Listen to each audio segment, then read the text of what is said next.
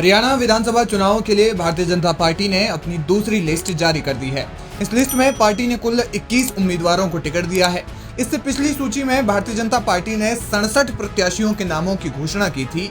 यानी अब 90 विधानसभा सीटों के सदन में भाजपा ने अब तक 28 उम्मीदवारों के नाम फाइनल कर दिए हैं।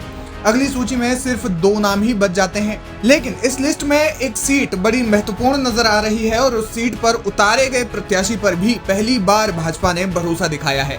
सीट है जुलाना और जहां से कांग्रेस प्रत्याशी विनेश फोगाट चुनावी मैदान में है और विनेश के सामने भाजपा ने कैप्टन योगेश बैरागी को टिकट दिया है।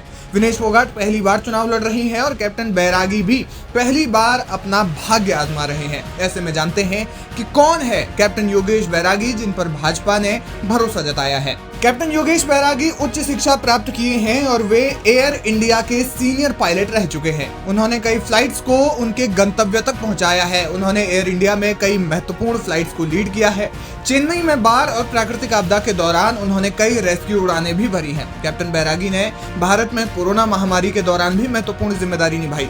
उन्होंने कोविड के समय वंदे भारत मिशन में अपनी अहम भूमिका निभाई थी।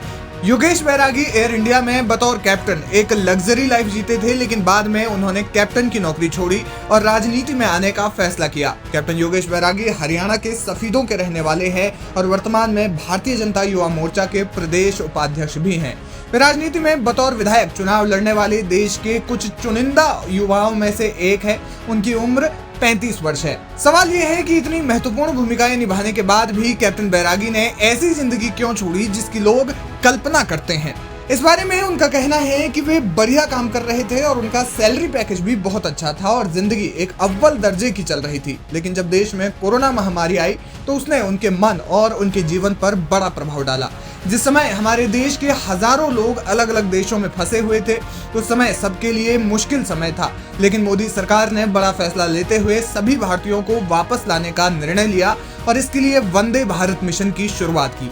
उन्हें इस मिशन में सेवा करने का अवसर मिला। उन्होंने कहा कि जब कोविड के दौरान वे विदेशों में भारतीय दवाएं और वैक्सीन लेकर गए तो लोगों ने हिंदुस्तान और तिरंगे का बेहद सम्मान किया, जिस कारण वे गौरवान्वित हुए।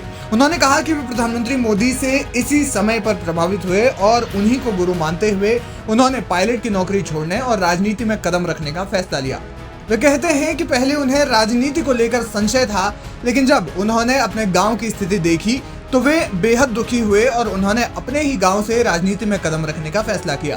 कैप्टन बैरागी ने युवाओं के रोजगार के लिए कई रोजगार मेलों का भी आयोजन किया, जिससे 1000 से ज्यादा युवाओं को देश की बड़ी बड़ी कंपनियों में नौकरी मिली। भारतीय जनता युवा मोर्चा के प्रदेश उपाध्यक्ष होने के साथ ही वे भाजपा हरियाणा के खेल प्रकोष्ठ के सह संयोजक भी हैं। वे पीएम मोदी से खासे प्रभावित हैं और उन्हीं को अपना राजनीतिक गुरु मानते हुए वे सक्रिय राजनीति की ओर बढ़ रहे हैं। फिलहाल भाजपा ने उन पर भरोसा जताते हुए उन्हें विनेश फोगाट के सामने चुनावी मैदान में उतारा है।